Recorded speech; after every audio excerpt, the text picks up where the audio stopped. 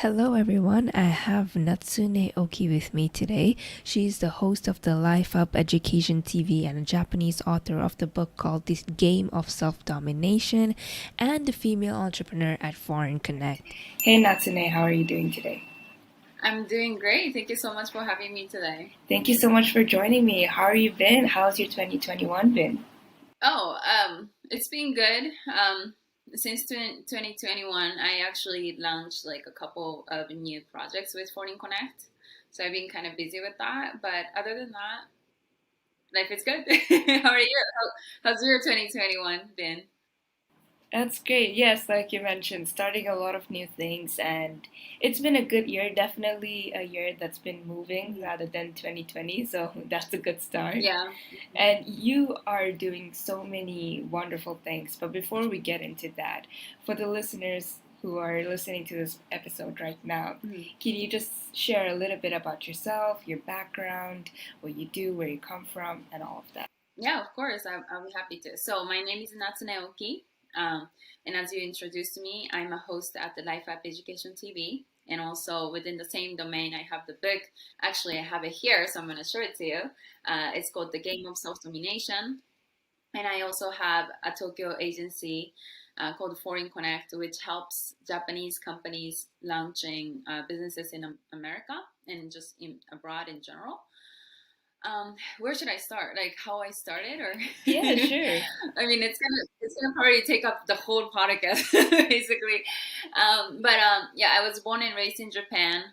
I um, so I was born and raised in Japan. I went to America after I finished high school here.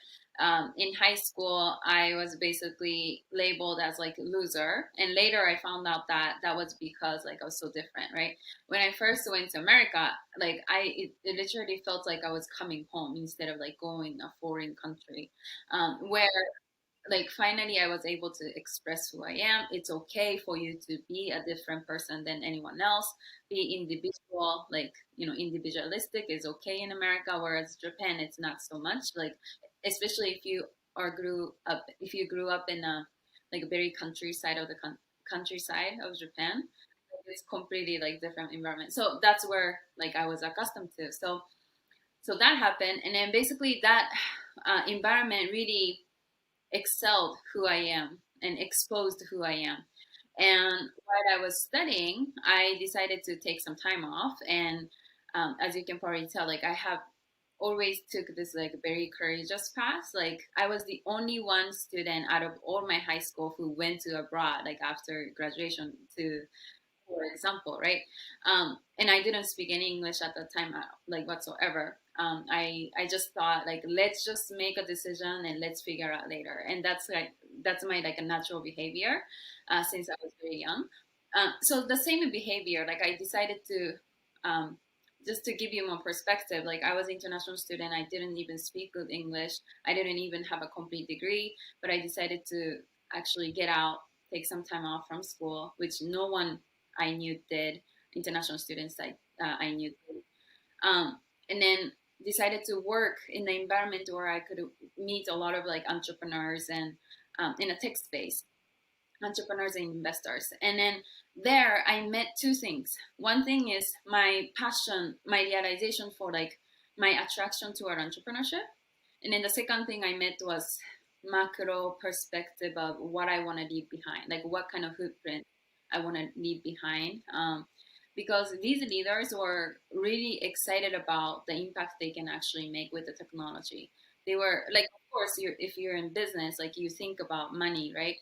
But in the same degree, like these technology leaders, like these technology entrepreneurs, were so excited about the possibility of technology expanding people's like capability as a humanity, and that was the fascination I got. The two things, and then after having that fascination, I basically decided to continue my education, getting my degree in economics and business. Economics and the notion that I was interested in not only money, but I was interested in people. I was interested in what can benefit people.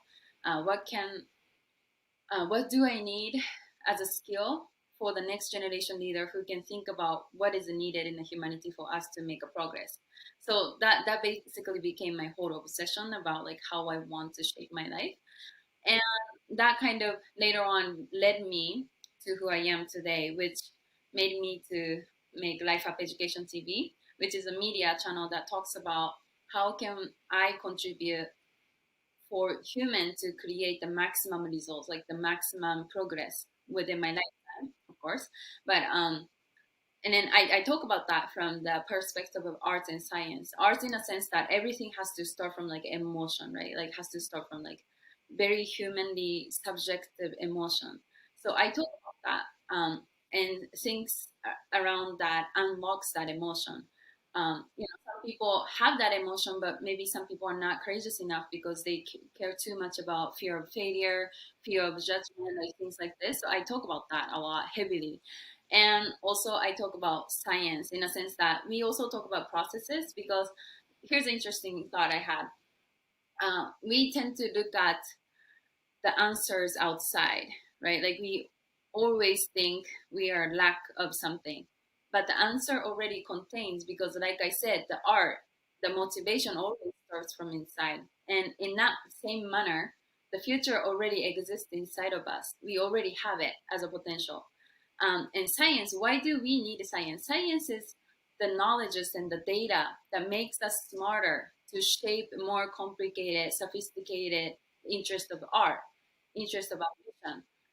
So our imagination against the future, combining with the science, the ability of science, makes that itself makes it more interesting, more sophisticated, um, more innovative, like things like this. So I'm not completely ignoring the importance of science here, right? Like although I'm very emotional person and I draw by emotion art more and relate to human and everything like that, I also understand the importance of both aspects. Like both are needed, for us to shape the future, the best future we want. So that's why in Life Up Education TV, we talk very heavily about the art part, the subjective art part, but also the science part, in a sense that we address the process of how we are getting there, how we are getting to the vision of art that we have. And I think I've been speaking a lot, but and then I have the book. I'm just kind of like, board, but I have a book, and then I have today I have the agency Foreign Connect, which just it makes sense for me to have that kind of business model. That's an amazing perspective that you have. And I want, before going into the whole Japanese perspective and the Western perspective, so you mentioned that you moved to America and it was a completely different experience for you because you were in a completely like Asian culture and Western culture. Those are completely two different aspects. And you mentioned that you didn't even know how to speak English. How did you find that when you first went into America? How was your initial experience like? What did you struggle with? I think, like I said, it didn't feel like I was struggling or suffering. More so that I felt I was so welcome. Like I felt like I was finally coming home. Like I was coming back to where I belong. I think in micro I did suffer a little bit maybe, but it was more like exciting suffering, because I was facing unknown, right?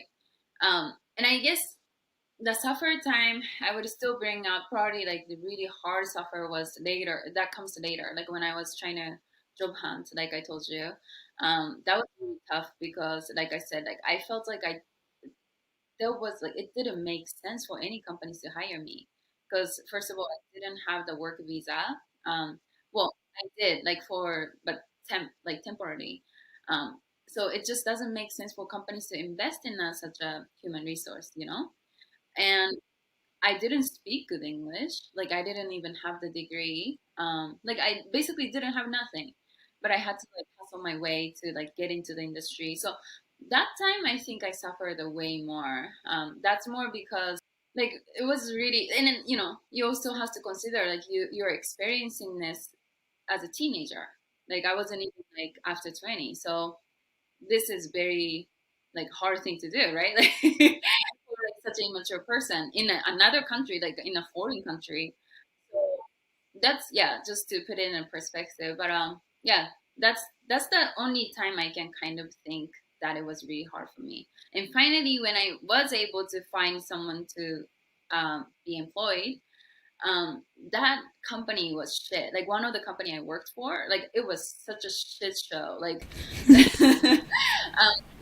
it was like a really small company, and actually it's a different time frame, but I finally found an agency that I could work, and it was owned by Italian. And no hate against that owner, but so this company was like a media company, right? And the owner was so emotional. Like he didn't have that like science part, the logic part. Like he was so emotional, which makes sense. I mean, for someone who is emotional like that, like creative like that, he should have the kind of business he should like he is having. But in the same degree, he just didn't have the emotional intelligence nor the logical thinking to manage the business.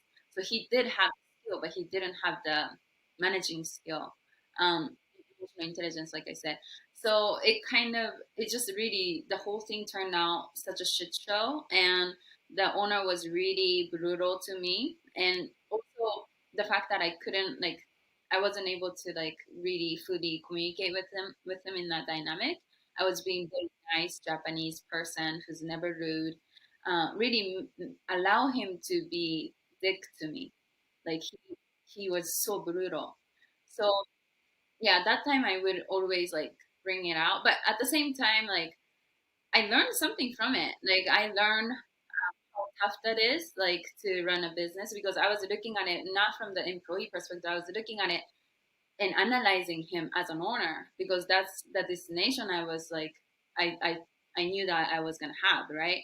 So I learned something from it, and now I can use that also in my own like experience. So no, it's good. It's all good. I agree with you. Even though like we go through like such bad experiences, at the end of the day, there's something that we can always learn. Yeah. And even though it might seem hard, like when you're at that moment, because you're going through it, you're like, oh, what can I possibly learn from this? But then when you look back at the experiences that you had, you're like, okay, even though, I suffered so much and it was literally the horrible thing, but then at least I picked up something and, I grew as a person. So I really love your perspective on that. And going back to the Japanese culture and how it limited you in certain ways, I want to know what kind of limitation you faced in the Japanese culture rather than like, what you felt, free to express in the Western culture. I think when it comes to that, I think the first thing that comes to my head right now, just authentically, is the humility. I have a humility. Now I understand, because I was brought up in a Japanese culture. Like I understand how to use it, how to use the narration of Japanese side to be my advantage. Before I didn't understand it. So basically, this is what happened. In Japan, the way we approach humility is basically to say, so this is how it works. So basically, the way we approach humility in Japan is to say, like, you're nobody. Therefore, you shouldn't even try because you're nobody. You're not never gonna get anywhere. Like that's the approach that we have in Japan, right? Like people make fun of you.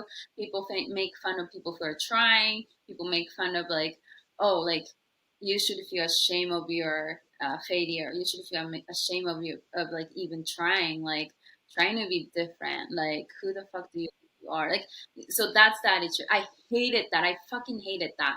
And I think that really drove me away from Japan. Like I really, really, and so that's all I saw until I was high school.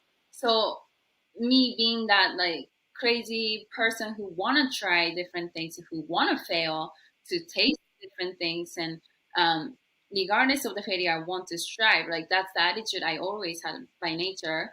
Like it just wasn't fitting in the culture. Like people would think I'm such a dramatic person. People would think I'm such a like, too much person, basically, and they would like say like you should feel ashamed of your like dramaticness or whatever. I don't know, but like that's kind of the culture I brought up. Now the way I see it is I combine it with American version of humility, which is so in America what I found was like I didn't find the middle, but I kind of came up with my own mix, because in America it's kind of like, you're different, you're important, you should try everything, like your voice deserve attention, like you should stand up for who you are, like blah blah blah, right? And I think that's a wonderful thing. In the same token, like participation medal also doesn't work. So the American way makes people softer. Like when you fail, all of a sudden your affirmation of like, I'm important, like I'm important for nothing, like your importance disappear. And then in Japan, whereas because you're not told that you're important, like you can't even have the courage to try even anything, because you already assume that you don't deserve shit, you don't deserve anything, you're not important. So what we need to have is actually in the middle, which is to say, fuck, I'm not important, I don't mean shit, I don't mean anything. What does that mean? It means that it's not therefore I shouldn't try, it means that because of that I need to work hard to deserve something. Because the same thing applies to every fucking like person in this world. Like it's not only you are not important. I'm talking about like study is not important, the John is not important, like Jack is not important. Like everyone knows the same thing. And like it should be the merit base instead of participation medal. Because if I say like, you're important, she's important, or let's say, let's hold on. This is a better example. If I say you're blonde and I'm blonde, Jack is blonde. No, we're not blondes. Like so like the same thing. Like that's like positivity, but that's not practical. People can easily say like, no, that's bullshit, and then they actually go to the extreme of the other direction, right? Like they actually start being like more cynical because they started from that like a bullshit place, versus like I can say you're not blonde, he's not blonde. Okay, let's dye our hair to be blonde, like merit based. Like if you actually cause an action to create the consequence, then you deserve whatever you want, right? So the same thing in life. Like this is a very simple example, but same thing applies to life. Like I think if you want to deserve something, you have to work for it. You have to earn it. You have to do something that results in having that benefit of whatever you want. I 100% agree with that, because when we often think, like, there's a lot of things in social media, that's a good thing about social media, is that we get to see different perspectives. In a certain way, it's good because we get to see that what's happening all around the world, as well as how we can how different perspectives are there, and we get to broaden our mindset, which that's a good thing. But at the same time, there's so much out there. If you want to do something, then you have to be putting everything into it to even be seen out there. So if you're using your voice to do something, then you have to put like 100% of your effort, and like you have to put in so much. You need to dedicate your time and be consistent and do all of that to actually be seen as someone. And so I agree with you in terms of like, yes, everyone does have something like, everybody has a voice and they can use it, they can do whatever with it. But at the same time, it's not that you're super special in terms of like, you'll be seen out there. You need to put in the effort to be seen out there. And yeah, I agree with you in terms of the Japanese culture. It's similar to like in the Indian culture as well, like how we were told, like, all the Indians, like the moment they stray away from the traditional form of living life and they try to do something that's different, they will be instantly scrutinized and, criticized, like you're doing something wrong, and they'll make them feel like shit, basically. And all because either they can't do it, or they're jealous of the people who are trying to be different, or they just feel like they're doing something incredibly wrong and disgusting or something, just because they are choosing to live their life the way that they want to live it.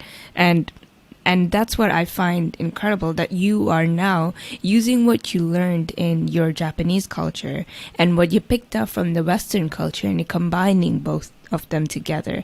And I want to hear about how you're doing that and which aspects you're picking up on. I mean, the biggest take for me is definitely that, like, because I have this humility, ability to understand that I'm not no one, but like not in a cynical way. Like I understand it more as a practical way. Like I feel like it gives me thick skin. It allows me to have the thick skin. Like people can tell me negative things or positive things. For example, we're talking about social media now. People can tell me both negative or positive. I don't get affected by neither because I understand that I don't mean anything. Like, people can say I'm ugly. People can say I'm shit. My content sucks. Or people can say, "Wow, you're so amazing. You're so smart." Whatever.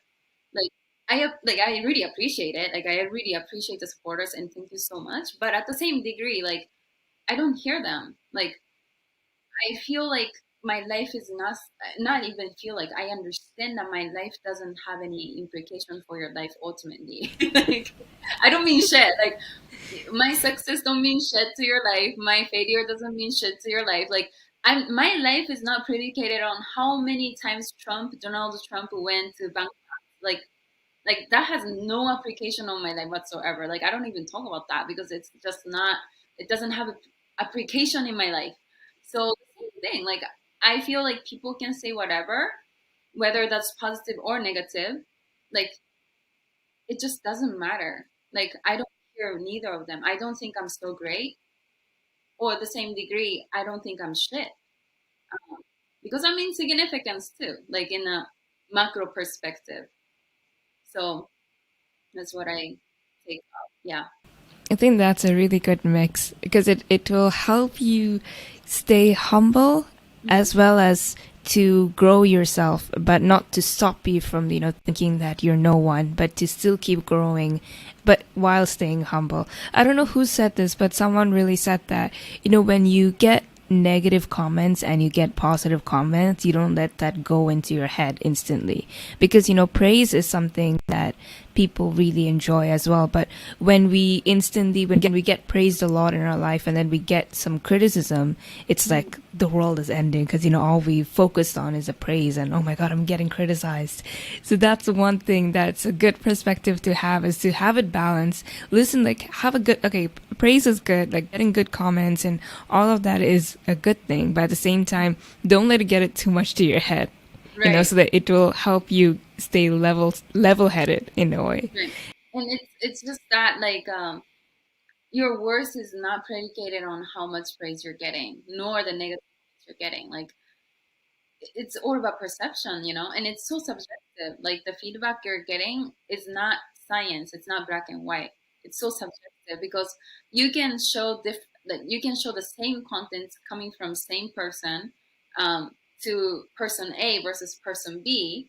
Like you can get completely different feedback. So which one should you believe, So you don't have to predicate how well you think of yourself depending on what kind of feedback you're getting in the end of the day. It's so subjective.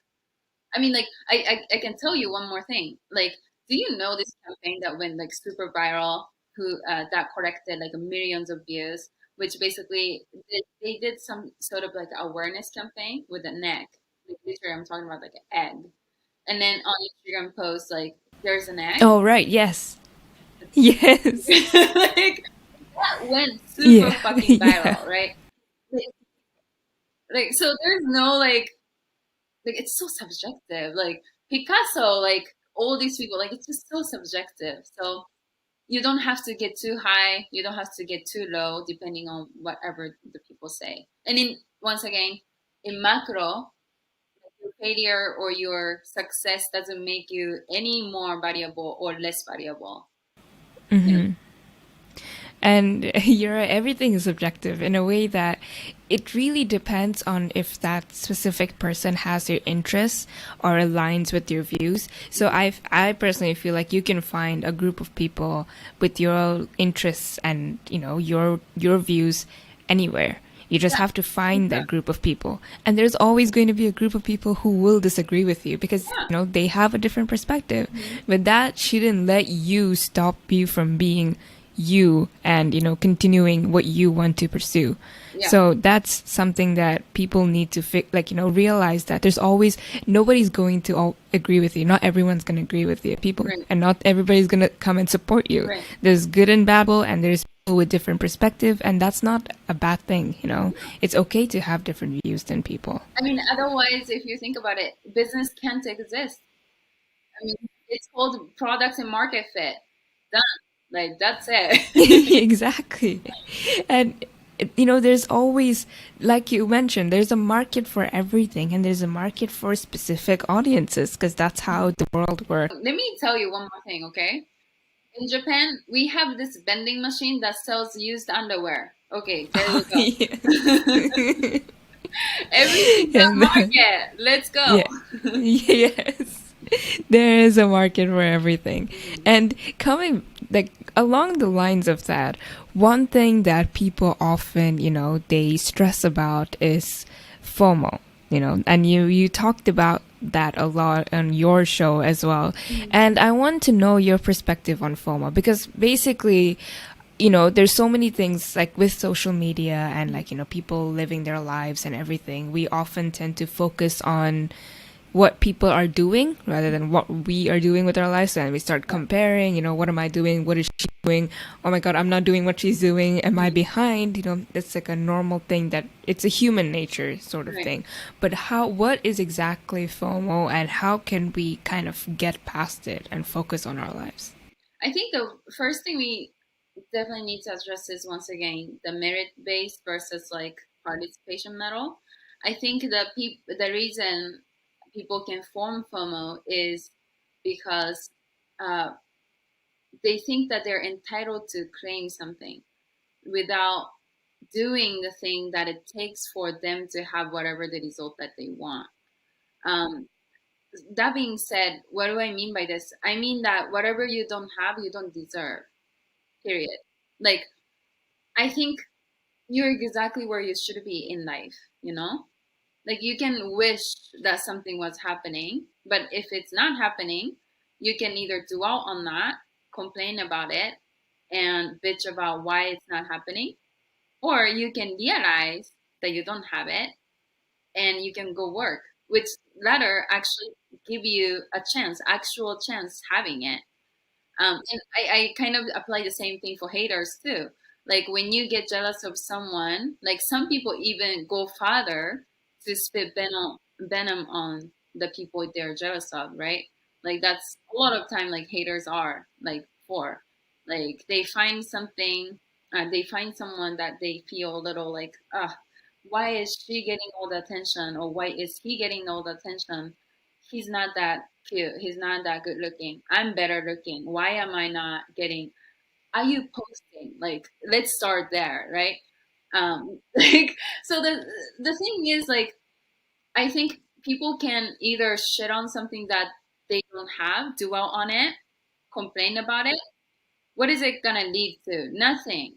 You're just gonna create a bunch of negative energy, suffering for yourself, facing the fact that you want to have something but you can't, and just bitch about it and done. Or you can realize that, fuck, I don't have that. Let me go work. Let me go out and work to actually get it. And then the second one, like I said, is the only option that you have that actually gives you a solid chance you having it. So that's kind of how I see it. In terms of FOMO, stop bitching, work to get it. What if people are like, oh, that person has the resources and I don't have enough money, I don't have the education, I don't have the skills, so I can't be or do what that person is doing. So I am limited. So how am I supposed to do anything with that? I say perfect, then don't do it. But don't expect that you're gonna have it. You don't have the chance. The moment you have that reason and you decide to ride on that reason and stay still, do you think you're going to actually have whatever you want? No. You can dwell on what's you can dwell on the unfairness of life, but that's not going to change anything. But what changes is, or gives you, more correctly, gives you the opportunity to change, is you working on it. And guess what? do you think that person is actually happy? Don't assume that that person is actually happy just by having it. Like, they can be miserable inside. Like, happiness is a completely different topic. And, moreover, one more secret I can share is that it's not what you get that makes you happy, but it's a process. It's who you become. So the strive is what gives you the energy. The strive, like that wanting, is what gives you energy. Like, you know, like for example, I was telling this to other person the other day. She was dwelling on like, how is this not happening to me? Like, this is what it should be, blah blah blah. And I told her like, hold on, but let's step back for a second. Um, why do like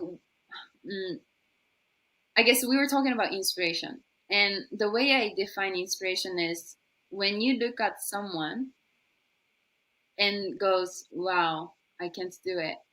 Like when someone achieves something, not in a situation where this person is given everything, but the person is so broken. Like for example, basketball, let's say, like the game where you score 100 while you have a broken team, broken arm, even broken legs, like that act of like striving for winning the game is more inspirational than actually getting the victory with a perfectly conditioned team.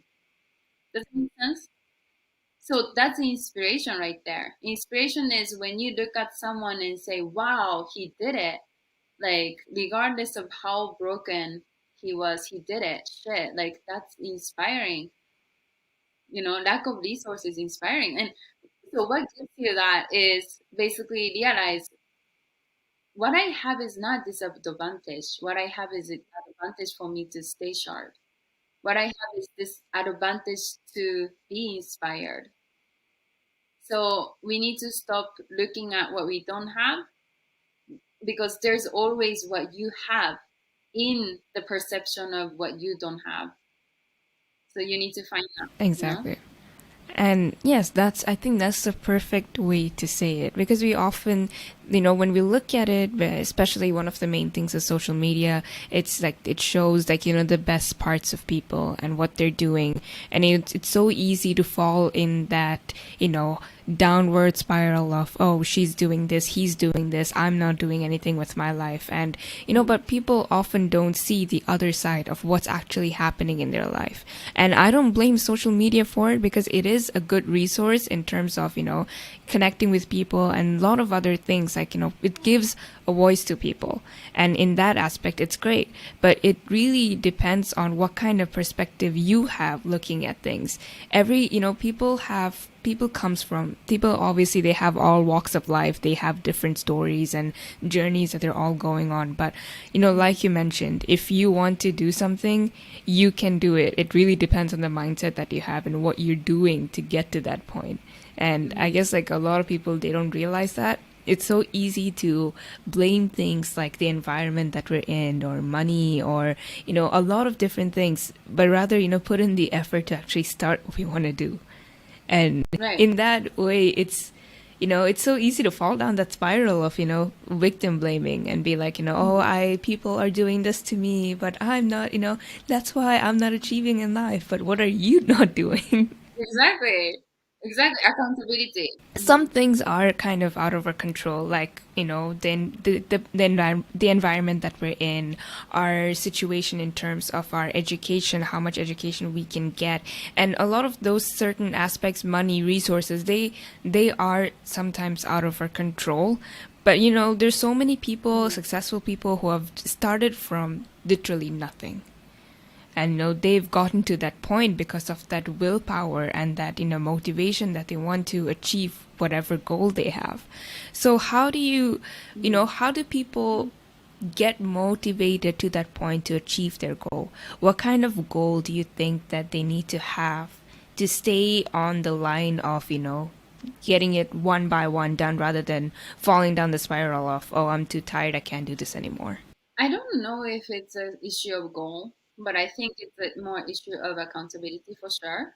And maybe if one thing I could come up with relation to goal setting that helps you not to be a victim and have that accountability as always. Pursuing the goal is probably the goal that you are so crazy about, like the goal that aligns completely 100%, 1000% aligned with your self-awareness.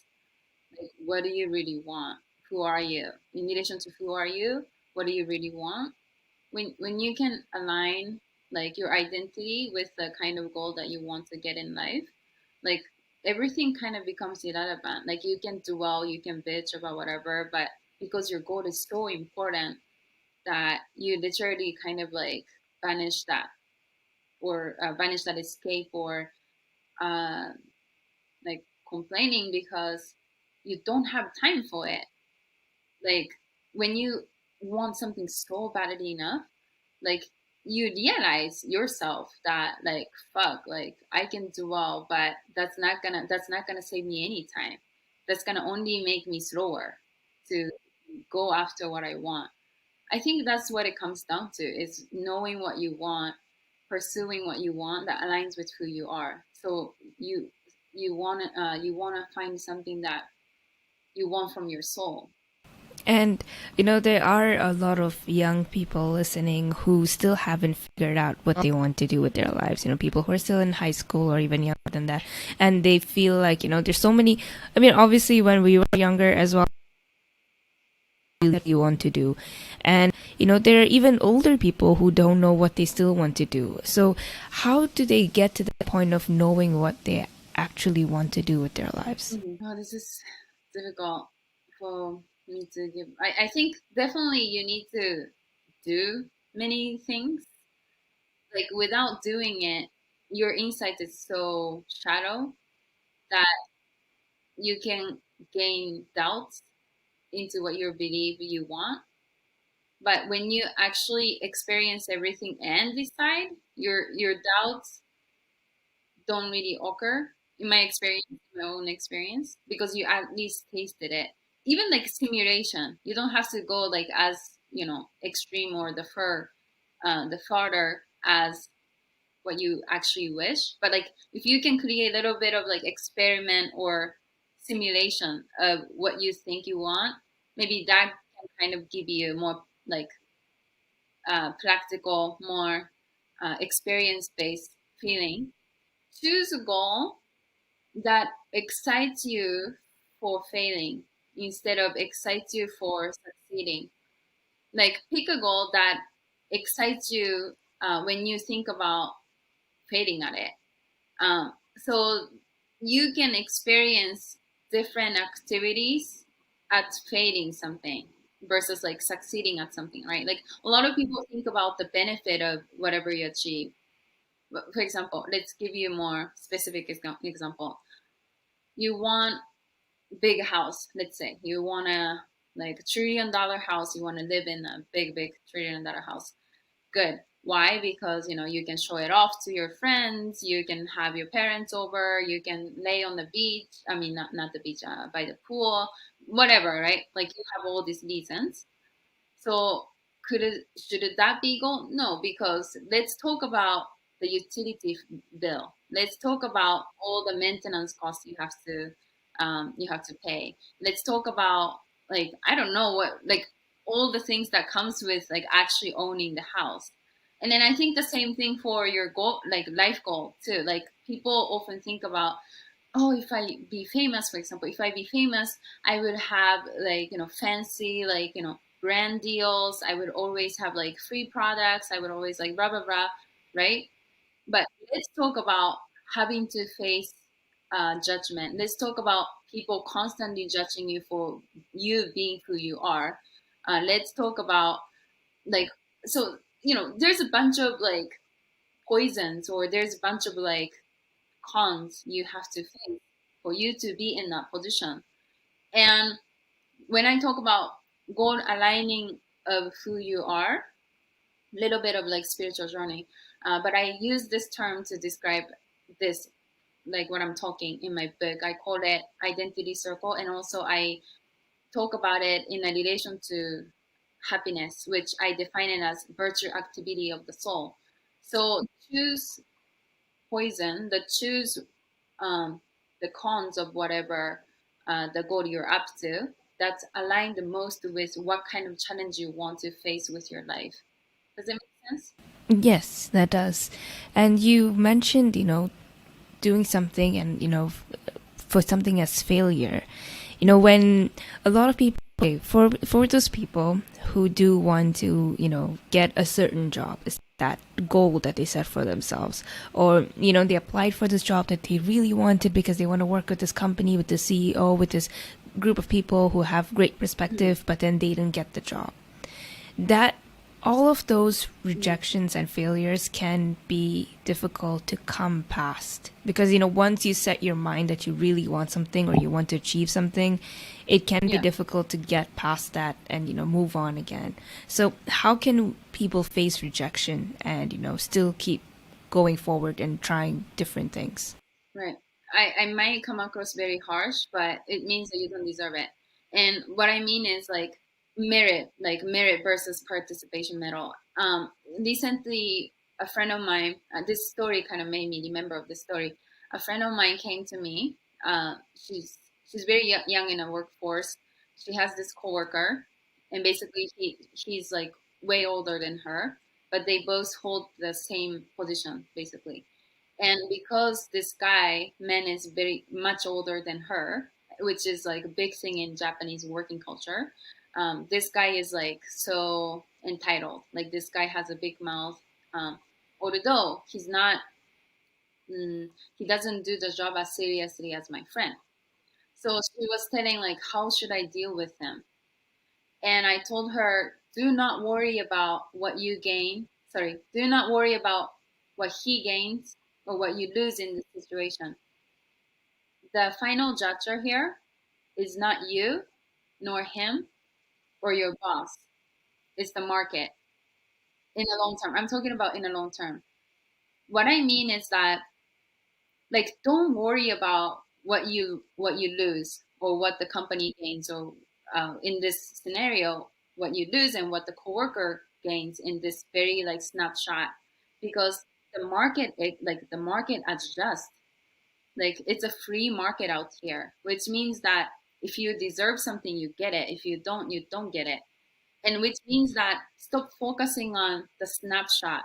Like if you deserve something over time, you're gonna get to it. Like you're gonna get it because it's adjusted market constantly.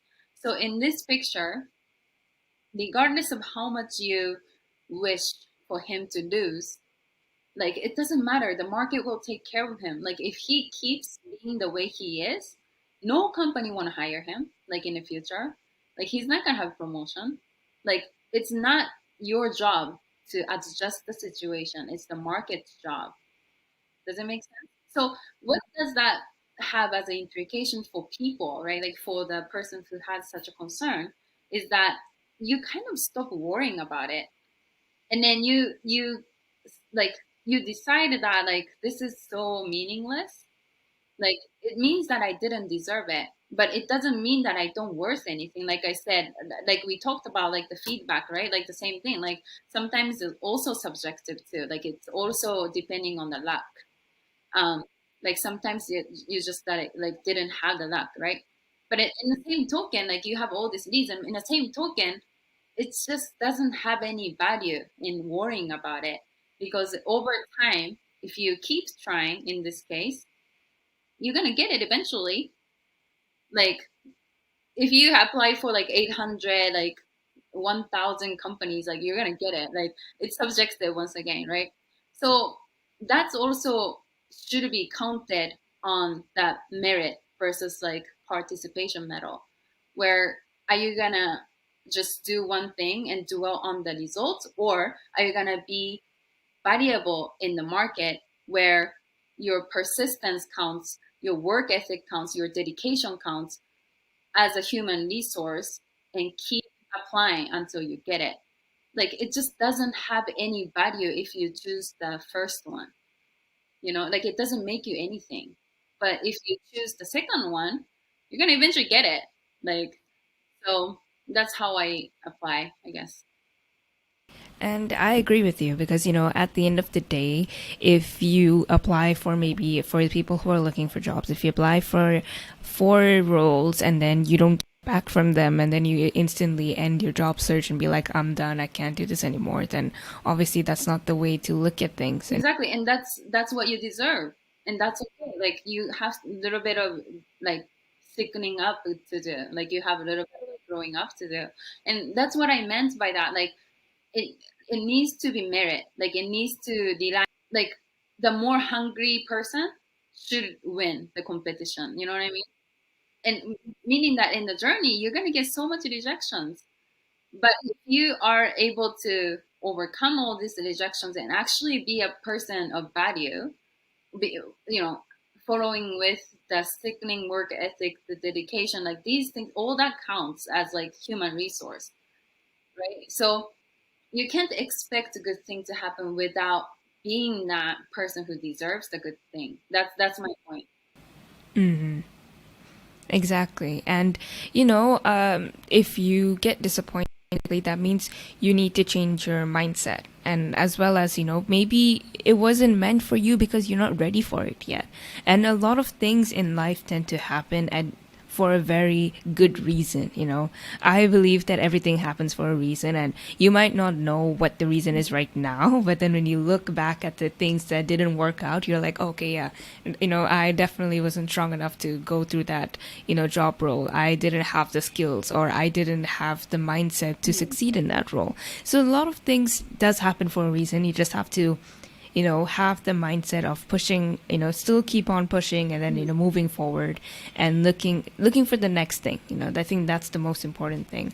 I feel like, I don't think it's just now, but I feel like a lot of people with the whole 2020, and it's been a quite a hard, for the last year, and even now we're still haven't like gone past the things, and people are losing their jobs, and financially people are struggling, and it's a very easy situation for people to give up and to lose hope because a lot of things aren't working out for a longer period of time. But there's always going to be a good thing that's going to happen with when you struggle. I feel like there's always going to be a balance, but obviously it comes with you putting in some effort. And you're doing a lot of amazing things. You're entrepreneur, which is, I know, it takes a lot of work. And since it was Women's International Day a few days ago, I want to know your perspective on women in business. And that is something that isn't talked about a lot, and people always tend to not give, especially companies, they don't give women leadership roles because there's this whole stigma against women in leadership, thinking that women are too emotional, which isn't true. And I think an aspect no aspect of emotion. Right. So I think as far as mindset goes, when we talk about mindset is whole like its own topic. It has nothing to do with facts sometimes. Mindset has to do with perception, your willingness, like your willingness to see the situation better than it is, right? So that's mindset. The reality, I wouldn't even call it reality, but like sometimes injustices happen. In those times, what people need is mindset because you can let it consume you, or you can decide to take ownership of the situation regardless of the hardship. You're going to decide to pass that situation. And then I kind of apply the same thinking here in terms of mindset because I can do well on like how this is unfair, how this is not happening for women, whatever. But if I see that as my excuse, like the market is scarier. Like it's not even about like, this is why I'm not successful. Like no, like that's not what you are up for. Like the market doesn't care if you're a woman. Like if you're not successful, you're not gonna be successful. Like so that's the mentality I try to apply. Like when I want to like have some sort of excuse, whether that's being that like I'm being a woman, I don't speak English, blah blah blah. Like I can't have that as my excuse. Like, if I have that excuse, I'm never gonna try. So that's kind of the mindset I apply. And that being said, I also I guess another perspective I want to bring is like self-awareness, and that can apply for like different things. And women, okay, so we talked about like women being more emotional, right? Yes, I think there's a generalization to that, definitely. And I'm no scientist nor like someone expert who actually understand the gene level or like the species level, right? Like I have no fucking idea. But if it is true, let's say let's just assume for a second. If it's true, why is it bad? Because like innovation and diversification is what, like, these are the exact points that allow humanity to progress, make a progress, right? So like you should include that in a leadership role. So that's basically that's what I think. Being emotional even isn't a bad thing, and that's okay, even though society has made it seem like showing emotions or, like you mentioned at the beginning, being dramatic is a bad thing, but it isn't.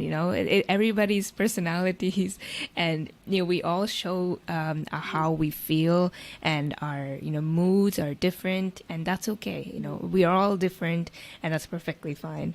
And before, yeah. I want to add one more thing. Like, I think about that a lot too. Like, even that whoever's like putting that oppression, like that person is being emotional right there. Like you're taking your own medicine because you're doing that out of your needs to feel more important. Like let's say you're a science person, right? Like you say science is more important. Like art is not important. Being emotional is bad. Being logical is what works. Why are you doing that? Because you want to feel you're more important by saying that because you're a logical person. Like you're taking your own medicine, like right there. Like it's so funny how it's just a human nature. Like we all want to feel we're important, and by doing that, in the act of doing so, people like it already happened in the past so many times, right? Like we cause war to prove that we're better than the other party, and that's completely emotional. So it's so funny, like how sometimes human are so like we're so ignorant. We don't know anything. Like we haven't figured anything out. We're so ignorant. We're so stupid.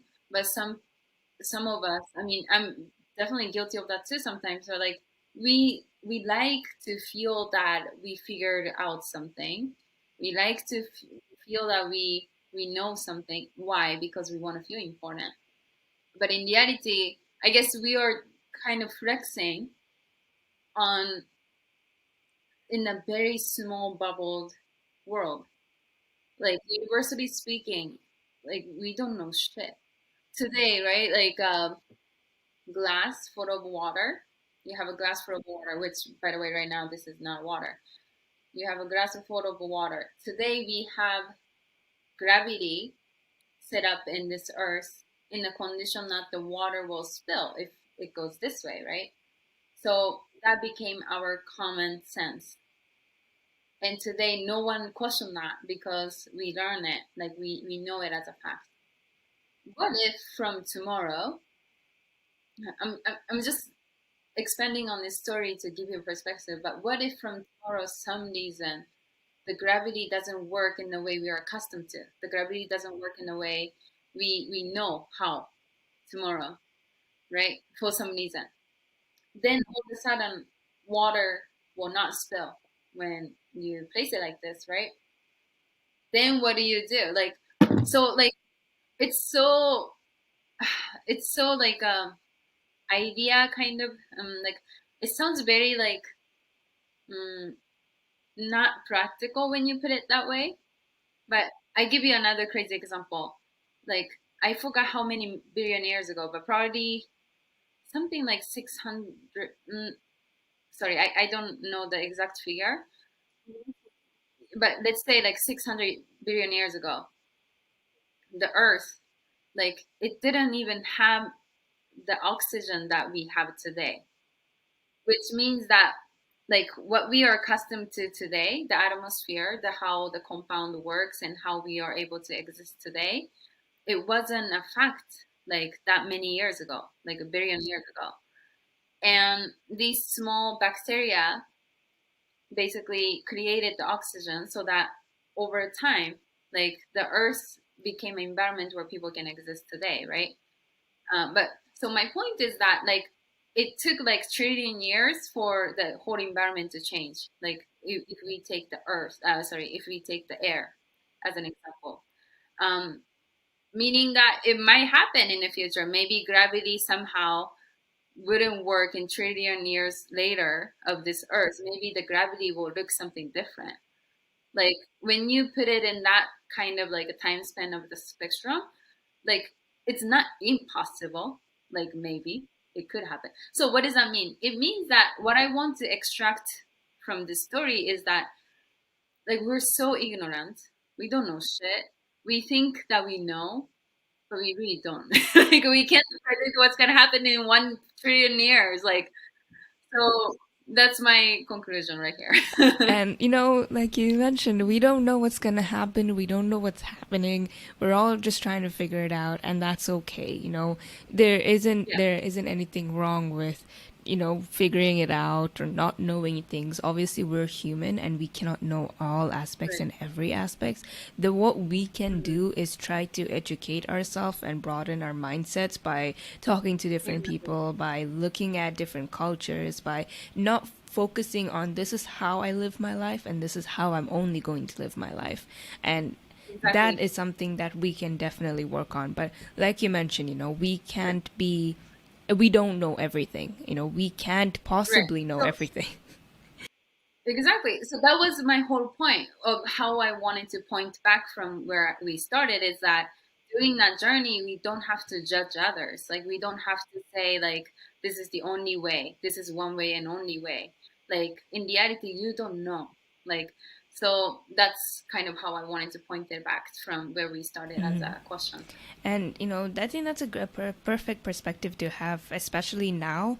You know, like you know, there was 2020. Nobody knew there was a pandemic going to come, and you know, we worked Mhm. through it because you know we just had to learn and adapt to the situation. And most of the life is adapting, and you know, looking at how we can go past that and move on to the next chapter and keep pushing.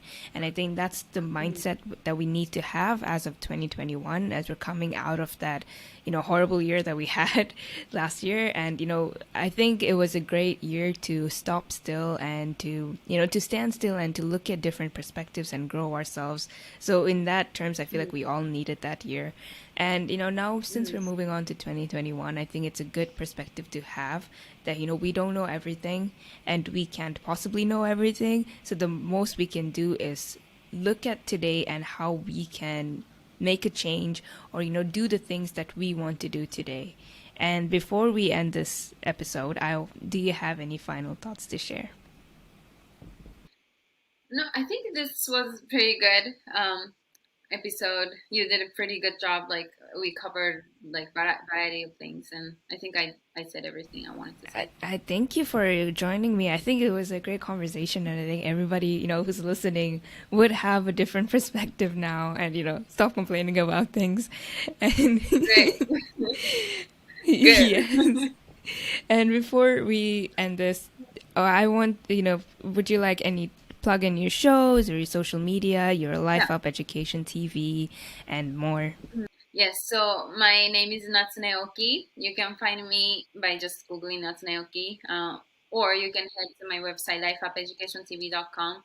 Recently, I started a show called ASK Natsune Show, which is like 5 minutes to 7 minutes each episode, me just sharing different thoughts around just business, mindset, wellness, health, like things like that, all that fun stuff.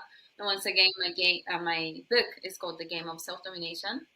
And I am pretty much all over social media, TikTok, YouTube, Instagram, Facebook, and Twitter, and LinkedIn. So people can contact me from there. Perfect. And everything will be in the description below, and you can go and check out all of Natsune's work. And thank you so much for joining me today. I had a wonderful time talking to you. It's been really great. Like it was an amazing conversation. It was super fun. Awesome. It was a lot of fun. Thank you so much for having me. Thank you so much, and I will see you all next week.